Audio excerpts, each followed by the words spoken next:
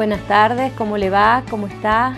Un gusto compartir con usted nuevamente, que está en su casa, este nuevo programa de Nexo Ciudadano, un espacio que hemos dispuesto para que podamos conversar de temas que son importantes para la familia, que son valiosos para nuestra comunidad y que todos los viernes a las 6 de la tarde les llevamos hasta, a través de la señal de Canal 10 fundamentalmente, hasta su casa.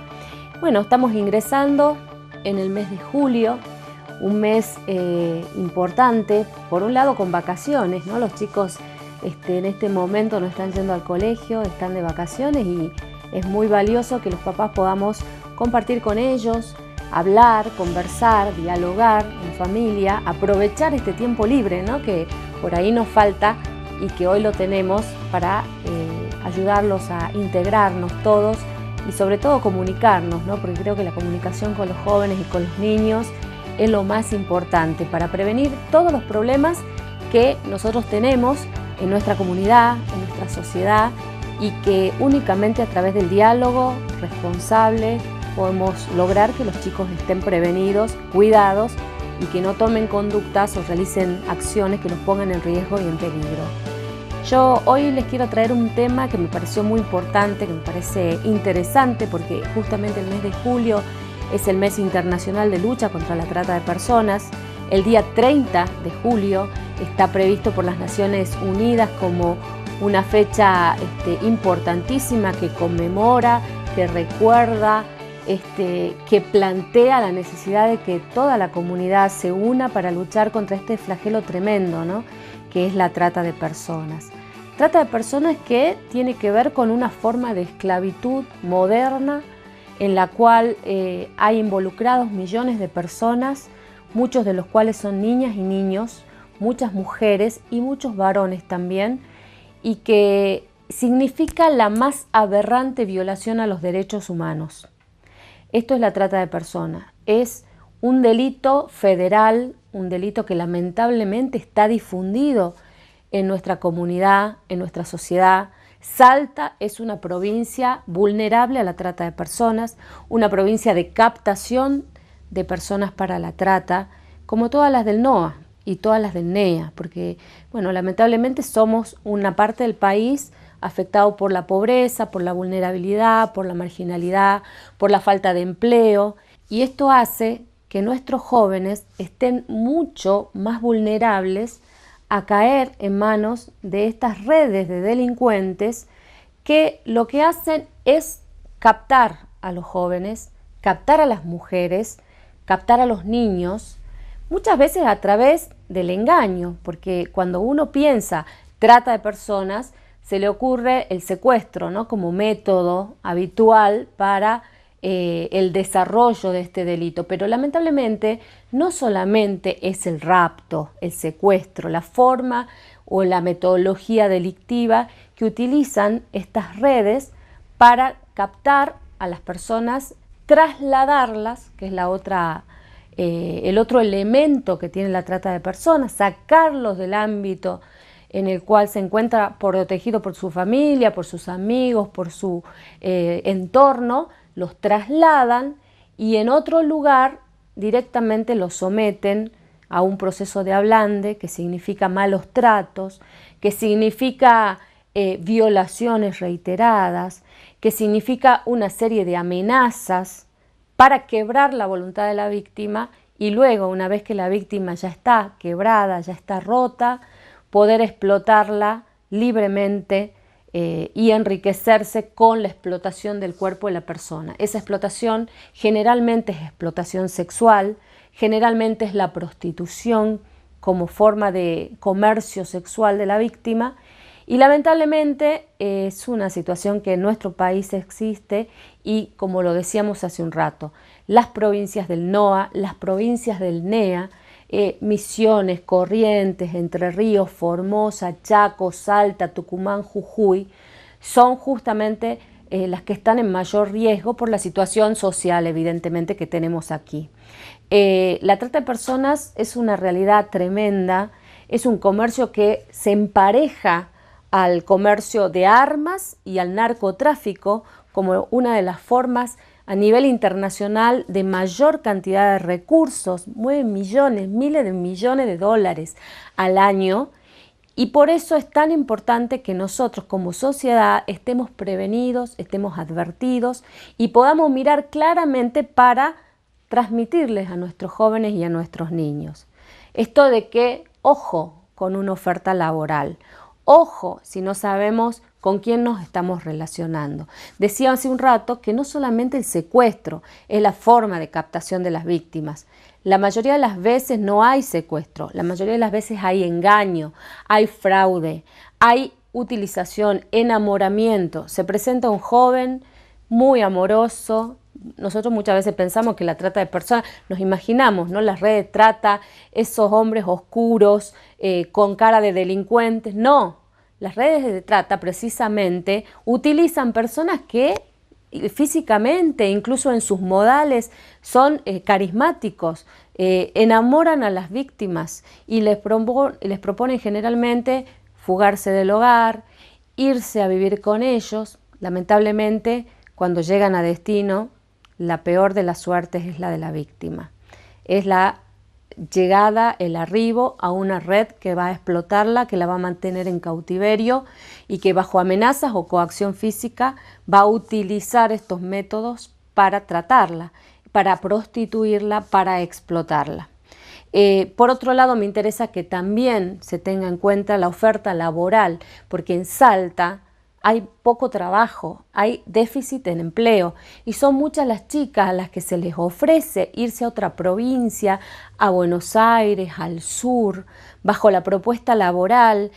Vas a ser secretaria, vas a trabajar en un boliche, vas a trabajar en casa de familia, pero lamentablemente la realidad es que cuando llegan la están esperando estas redes de trata de personas y muchas veces no se vuelve a saber de ellos. Por eso he elegido para este viernes a la tarde traerles un informe muy interesante que lo elabora la Fundación María de los Ángeles. Ustedes recordarán histórico caso de Marita Verón, lamentable caso de Marita Verón, esta joven tucumana, madre de una nena, que salió durante la tarde a una oferta laboral y no regresó nunca a su casa. Su mamá la buscó por todos lados, la buscó por el país, la buscó fuera del país, impostó ser una prostituta, se introdujo dentro de los cabarets y las whiskerías buscando a su hija.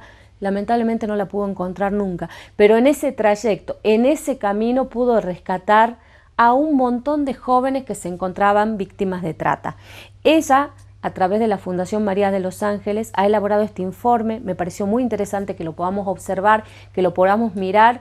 Y bueno, si tenés una hija, si tenés un nene, un hijo, tráelo, ya búscalo y tráelo para que vea, para que esté advertido, para que sepa cómo cuidarse y para que sepa que no todo lo que le dicen es cierto y esté cuidado y advertido frente a esta situación tremenda que es la trata de personas. Vamos a verlo, vamos a ver el informe.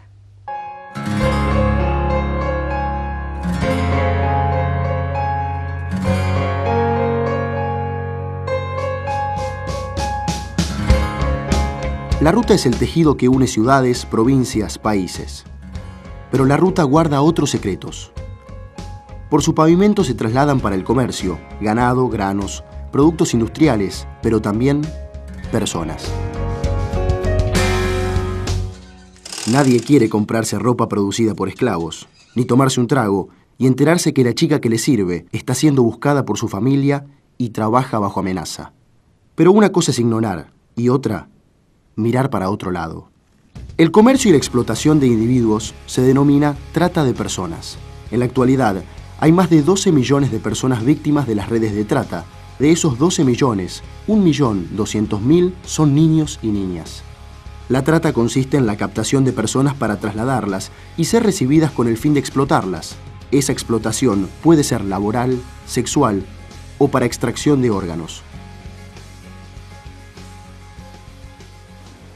Todos los viernes teníamos un plan fijo. Con los vagos del trabajo íbamos siempre al mismo lugar, a lo de la flaca. La pasábamos re bien. Tomábamos unos tragos, nos divertíamos, charlábamos, bailábamos. La idea era pasar un buen momento y olvidarnos de nuestros problemas.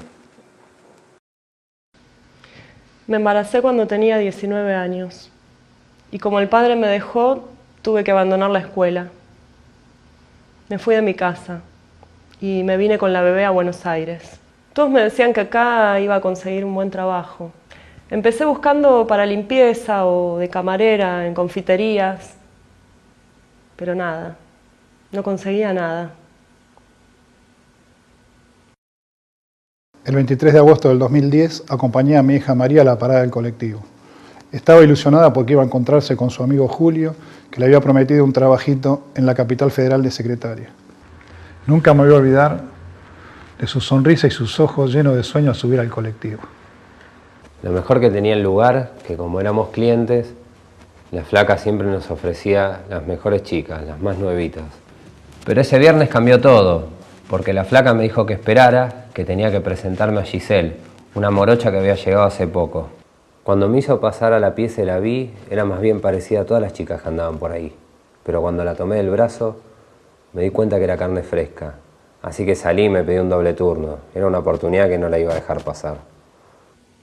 Después de mucho buscar en un bar me atendió don Walter. Me dijo que ahí estaban necesitando camarera y que me iba a pagar por mes. Empecé a trabajar, pero a los pocos días me dijo que tenía que ir con una pollera corta y hacer copas y pases con los clientes.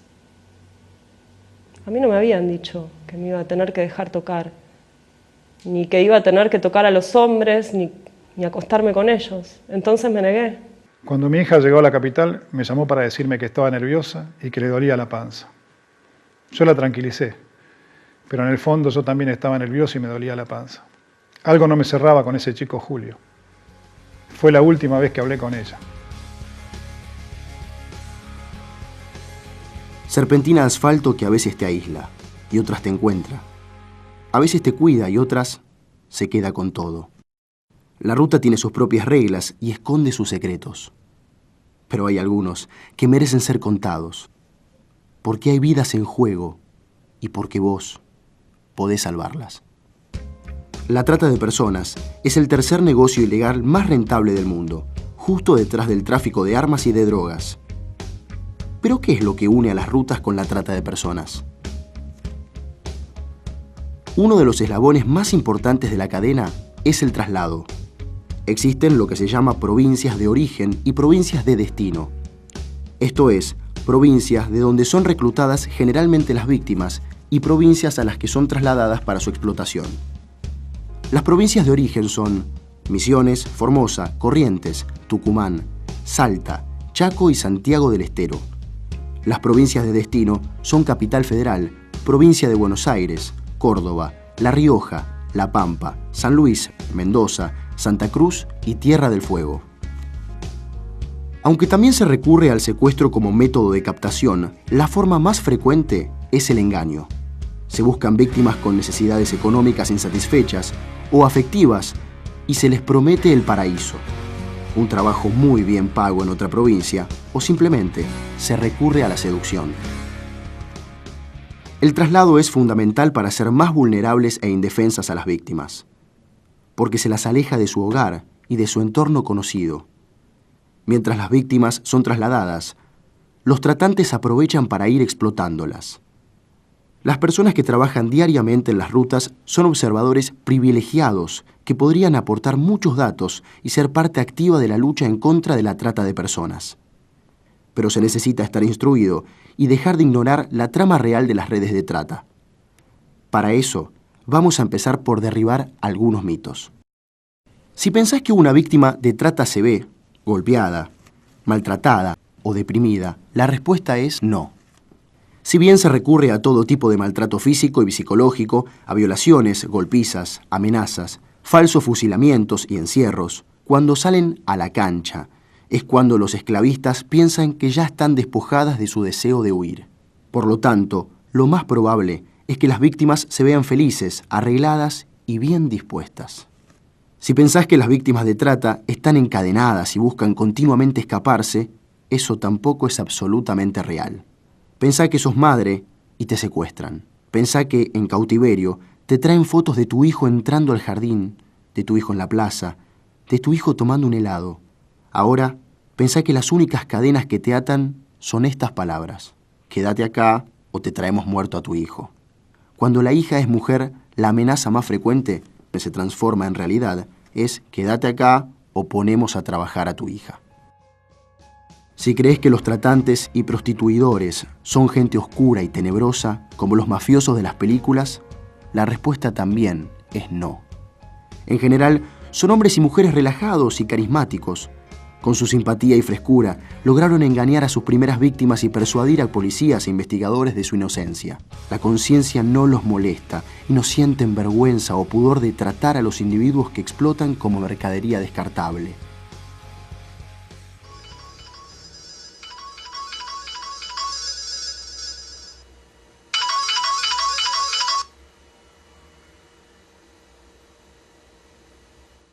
La noche de su llegada a Capital, la llamé a mi hija para ver cómo le había ido y cuándo volvía, pero nunca me contestó el teléfono.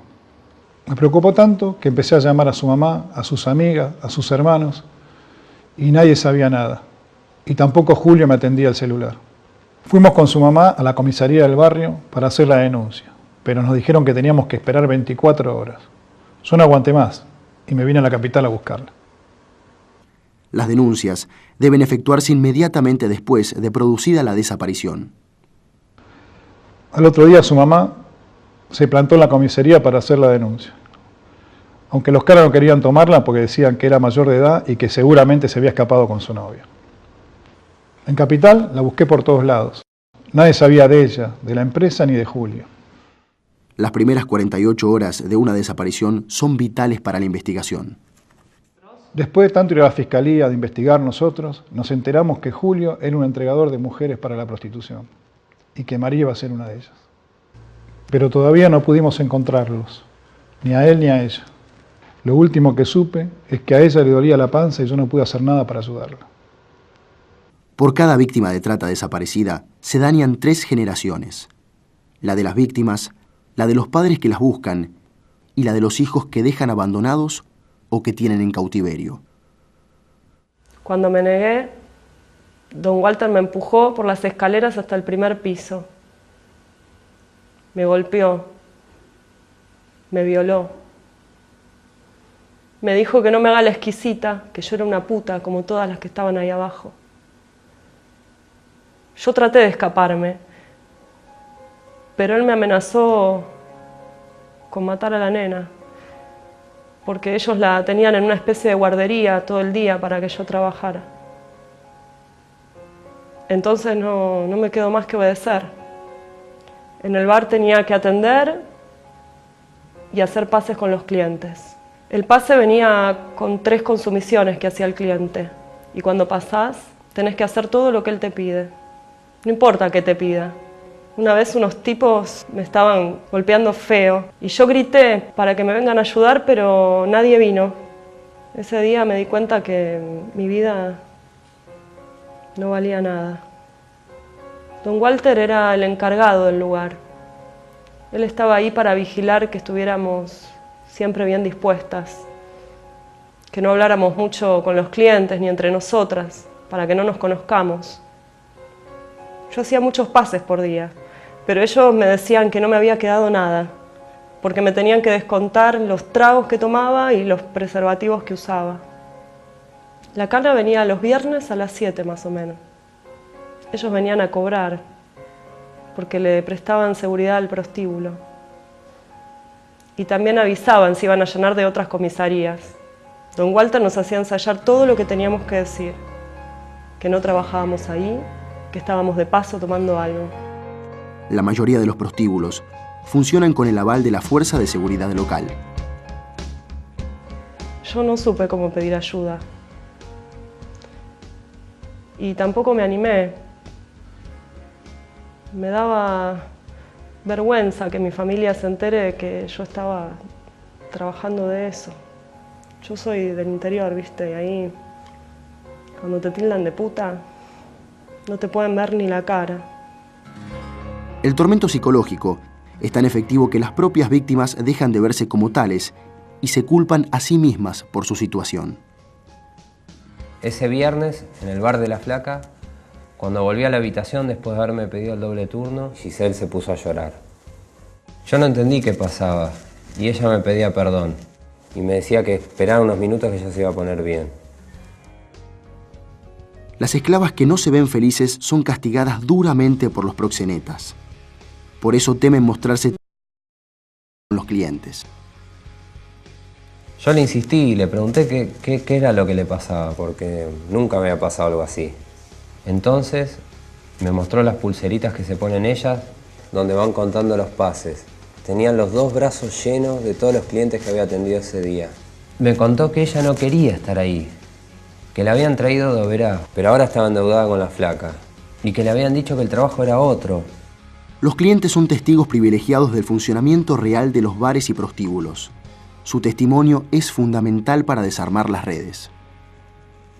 Me pidió que le avisara a su mamá dónde estaba. Yo me asusté porque me acordaba de lo que decían en la tele, de todas esas chicas desaparecidas. Pero uno nunca cree que eso va a pasar cerca de uno.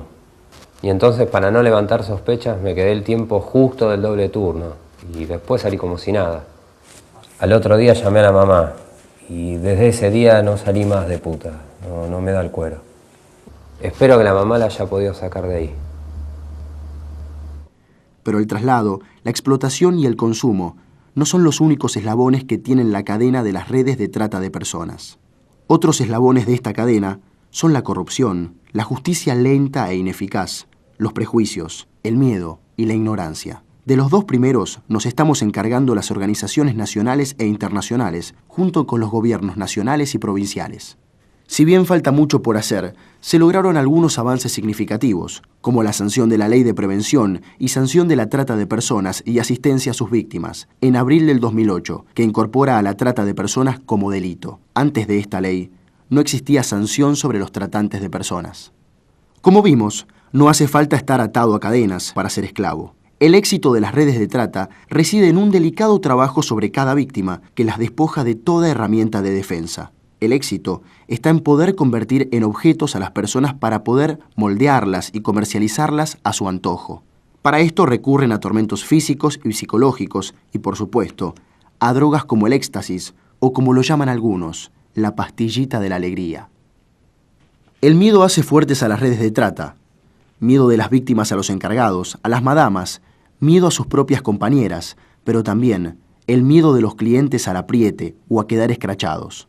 Pensa entonces que el cliente es el único individuo libre de la cadena, que accede a teléfonos que no están intervenidos y que puede preservar su identidad. ¿Se te ocurriría ver a algún compañero al costado de la ruta y no parar a auxiliarlo? ¿Por qué debería ser indiferente a este delito que genera tantas víctimas? El mundo le pertenece a los valientes. Aunque es un tema complicado, hay algunos indicios para tomar en cuenta para entender que no se trata de trabajadoras, sino de víctimas de trata. Estos indicios son: si parece menor de edad, es posible que lo sea, aunque otros, o ella misma, mientan al respecto. Si habla diferente, en otro idioma, con otro acento o tonada, es probable que haya sido trasladada. Si no puede aceptar encontrarse fuera del lugar en el que trabaja, si vive en el mismo lugar donde trabaja, si no es ella la que recibe el dinero, si tiene que pedir permiso para todo, podrías estar frente a una víctima. Si se ve golpeada o quemada, es que está siendo maltratada físicamente. Tal vez se rebeló, intentó huir o no obedece como debería y se la está castigando. Si se ve exaltada, es posible que esté muy drogada, tan drogada que nadie en su sano juicio debería tocarle un pelo. No hagas nada personalmente. Hay organismos que recibirán tu denuncia anónima y reaccionarán con premura. No necesitamos que pongas en riesgo tu vida y la vida de las víctimas. Simplemente avisa. Y sobre todo, habla con tus amigos, con tu familia y compañeros de las cosas que aprendiste. La información también es un arma muy efectiva contra la esclavitud. Solo en 2011, la Oficina de Rescate del Ministerio de Justicia de la Nación rescató a 1.597 víctimas. Gracias a personas como Gabriel, a familiares que se movilizan buscando justicia y a organizaciones afines. Contamos con vos. Que no falte libertad,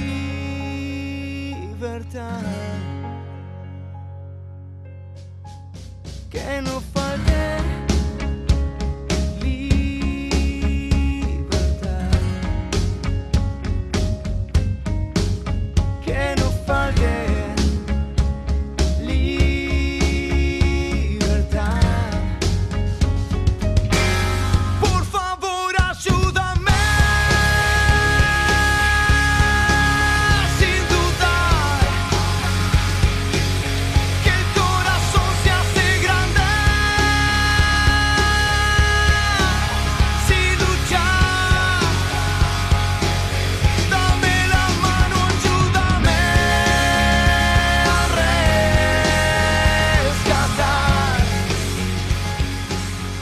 Porque hay muchas vidas por salvar y muchas familias por recomponer.